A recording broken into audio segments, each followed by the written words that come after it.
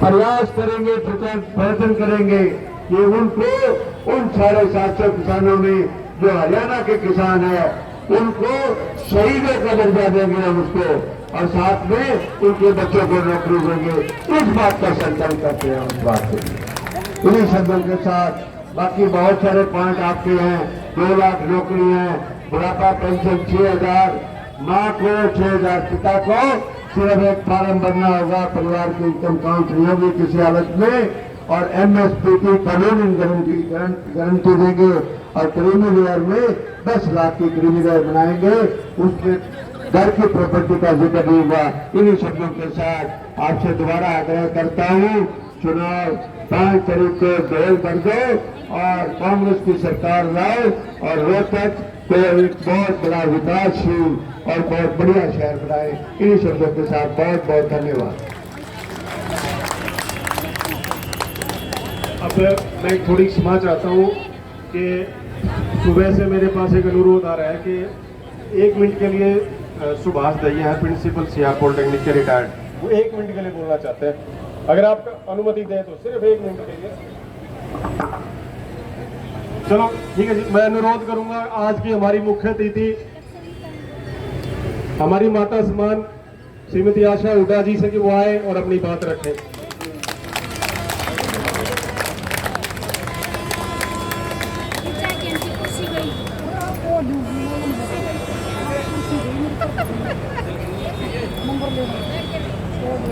राम राम, पाचले भी बोल पड़ो राम राम। आदर में मानते हुए हमारे विधायक भारत भूषण बत्रा जी, और जैसे बत्रा जी कह रहे थे कि नाम लूंगी तो बड़ी मुश्किल हो जाएगी। अब यहाँ स्टेज पे जो बैठे हैं उनके भी नाम पता है, और जो आगे बैठे हैं उनमें से भी बहुतों के नाम पता है। किसी का लूंगी, किसी का रह जाएगा, इसलिए मैं हाथ जोड़ के क्षमा मांगती हूँ कि नाम किसी का नहीं ले रही। मेरे लिए आदर व मान के योग्य सम्मानित मंच, आगे बैठे हुए आदर व मान के योग्य बुजुर्गों, भाइयों, और मेरी बहुत ज्यादा प्यारी बहनों, मुझे जब मैं मंच पर आई तो कदम सिंह अहलावत जी ने कहा कि यहाँ 4 बजे से सभी लोग बैठे, और ये महिलाएं भी 4 बजे से बैठी हैं। भाई मैं कैसे दिल की गहराइयों से आपका धन्यवाद करूं कि इतने लंबे समय से आपने यहाँ बैठ के हमारा इंतजार किया हमारी बात सुनने के लिए। और ज्यादा धन्यवाद मैं अपनी बहनों का करती हूँ, क्योंकि वापस घर जाके काम तो हम ही को करना पड़ता है। महिला के कहीं कितनी बड़ी हो जाए, किसी रैली में चली जाए, घर जाके रोटी पोक से खुआनी पड़ेगी। तो इससे आपने इंतजार किया, आपका इससे भी ज्यादा धन्यवाद। मुझसे पहले बोलते हुए बत्रा साहब ने राजनीति की सारी बात आपसे की। मैं दोहराने की बजाय एक ही बात आपसे कहना चाहती हूँ, ये जो चुनाव आया है 5 साल के बाद आपको एक मौका मिला है। आपने देखा होगा कि पिछले 10 साल में पूरे हरियाणा और रोहतक का क्या हाल बीजेपी की सरकार ने किया।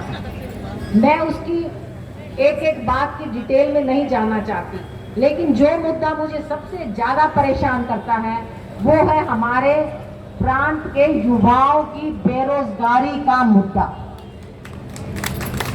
आज हमारे प्रांत में बेरोजगारी का जो आंकड़ा है वो हम हिंदुस्तान में सबसे ज्यादा है। पिछले 10 साल में जितनी नौकरियां निकली, या तो पेपर लीक हो गए, पहले तो फॉर्म भरो, पैसे से फॉर्म भरो, पेपर लीक हो जाते हैं। मैं इस सरकार से एक सवाल पूछना चाहती हूँ हमारे युवा बच्चों की तरफ से। 10 साल में क्या कई पेपर लीक करने वाले पकड़े गए, उनको सजा दी गई? इसका मतलब ये जो पेपर लीक का सिलसिला है, ये हमारे बच्चों के, युवा के भविष्य को खराब करने का सिलसिला है। जो बच्चे 10 साल पहले 30 साल के हो गए थे, वो तो ओवर एज हो जाएंगे, उनको मौका नहीं मिलेगा। जो 2-4 भर्ती पूरी हुई वो हाई कोर्ट में चैलेंज हो गई। एक भर्ती डी ग्रुप के थे, बस डी ग्रुप की भर्ती हुई। उसके बाद धोखा देने के लिए कौशल रोजगार निगम लेके आए, जिसमें ना तो मेरिट देखी जाती है, ना रिजर्वेशन देखा जाता है, मन मर्जी से नौकरी दी जाती है, जिसमें कि बहुत कम तनख्वाह पे दूर दूर के स्टेशन के बच्चों को भेज दिया जाता है। मजबूरी में बच्चे वो भी करते हैं, वो आके कहते हैं कि जी इतनी दूर जाके रहने का किराया और खर्चा भी पूरा नहीं पड़ता, इतनी कम तनख्वाह है। ये कौशल रोजगार निगम हमारे युवाओं को भटकाने का सबसे भद्दा मजाक है। बिना मेरिट के जिसे मर्जी उठाया और लगा दी।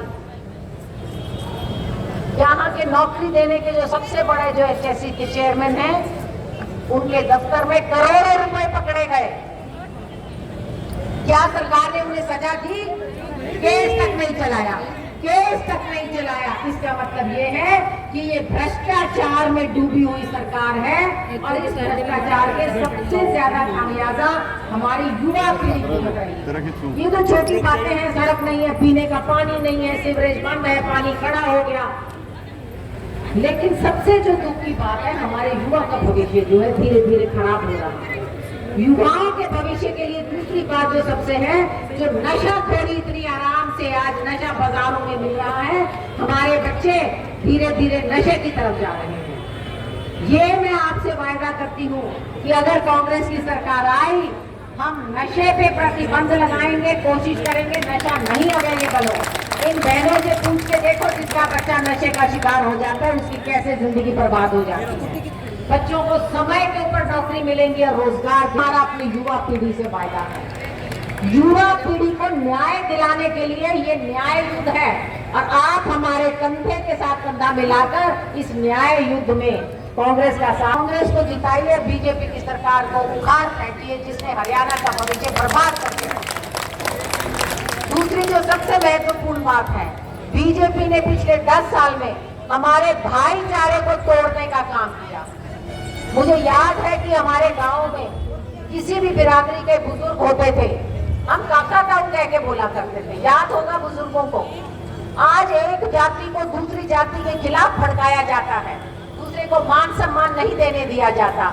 आज ये बहुत अच्छा चंचल नांदल ने जो आज ये प्रोग्राम किया है, भाईचारा सम्मेलन, मैं आप सबसे आह्वान करती हूँ कि यहाँ से शपथ लेके जाएं कि हम अपने हरियाणा का भाईचारा कभी भी खराब नहीं होने देंगे। भाईचारे के नाम पे, युवाओं के भविष्य के नाम पे, हमारी बहन बेटियों के मान सम्मान के नाम पे, अपराध मुक्त हरियाणा के नाम पे, एक विकसित उन्नत प्रगतिशील समृद्ध हरियाणा के नाम पे आपसे हम आपके सहयोग की उम्मीद करते हैं, मांग करते हैं। और मैं ये नहीं मानती कि जो यहाँ बैठे हैं एक उन्हीं की वोट है जो हमने मांग के तसल्ली कर ली। यहाँ बैठा हर एक व्यक्ति, हर एक मेरी बहन एक से ज्यादा वोट पे असर डाल सकती है। आज से कमर कस लीजिए, 10 से कम दिन बचे हैं, रोज अपनी दिनचर्या में से 4-5 घंटे कांग्रेस के लिए वोट मांगने के लिए समय निकाल। और है बहुत से वोट काटू लोग खड़े हुए हैं जो पहले तो कहेंगे हम बीजेपी के खिलाफ हैं, लेकिन इसे हाथ मिला लेंगे। ऐसे लोगों से सावधान रहना। आपकी वोट जीत में जानी चाहिए। जो पार्टी बीजेपी को हरा रही है, जो कैंडिडेट बीजेपी को हरा रहा है, आपकी वोट वहां जानी चाहिए। गलत जगह वोट डाल के अपनी वोट खराब मत करना। आपके पास सब तरह के लोग आएंगे, उनसे यही साल में क्या किया, 10 साल में उन्होंने हरियाणा के लिए क्या किया, जो हरियाणा मांगे हिसाब लेना। और जो कांग्रेस का संकल्प पत्र है वो बत्रा साहब ने बताया है। बाकी भी चंचल नांदल जैसे सभी साथी यहाँ जवान खड़े हैं, हिम्मत बख्शी है, सारे हैं, सभी जगह इनको पहुँचाया जाएगा। आप उसको पढ़िए। और जिस दिन कांग्रेस का संकल्प पत्र निकला, अगले दिन बीजेपी ने वो की वो बातें अपने घोषणा पत्र में लिख दी। मैं उनसे पूछना चाहती हूँ, आज कह रहे हैं कि तो 10 साल क्यों नहीं किया था? 10 साल को क्या कर रहे थे? आप उनसे ये एक बार फिर से, बहुत रात हो गई है, मेरी बहनों ने भी घर जाना है, बात लंबी नहीं करती। एक बार फिर बहुत बहुत दिल की गहराइयों से धन्यवाद। और आपसे एक बार फिर आपके सहयोग करती हूँ। भाई रोहतक और कलोई का मार्जिन इतना ज्यादा होना चाहिए कि पूरे हरियाणा में गूंज जाए कि कलोई और रोहतक शहर ने मार्जिन से कांग्रेस को जिताया है। दुनिया धन्यवाद। फिर से अनुरोध है कि आपके पीछे जलपान का इंतजाम किया हुआ है, आप सब जलपान करके जाएं। और एक मैं आंटी जी आपको बता दूं कि आज यहाँ पे 36 बिरादरी के लोग इकट्ठे हैं और सब आसपास कॉलोनी, तिलक नगर, सेक्टर 1, 2 और कमर कॉलोनी सब यहीं पे, तो 36 बिरादरी के लोग हैं। भाई ये सारी कॉलोनी की बोरियां ने काट रखी है, सारी कॉलोनी बोरियां ने काट रखी है, ये काट रखी है ना। और ये सारी कॉलोनी में जिनके गांव में सबके बीच है, तो भाई कॉलोनी में भी वोट मांगना और आप अपने गांव में भी।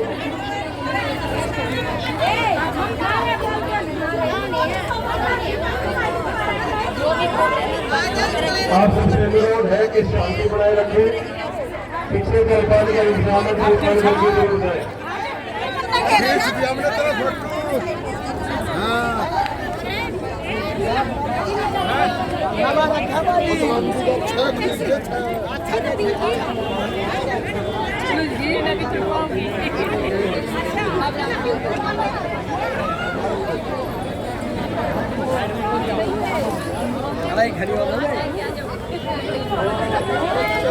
आराम से जाए, रास्ता दो भाई, रास्ता दो। आगे से आओ, देखो पड़ोगे जाओ। आने दो भाई, आने दो। या देख फोटो की तरह ऐसे भी नहीं बैठ जाता। ऐसा मत करो, रास्ता दिया करो। मार के रख दिए। ना रोक जाना बेटा, रास्ता धक्का मारो ना वो ना अपना संग हम अंदर दे। मारेगी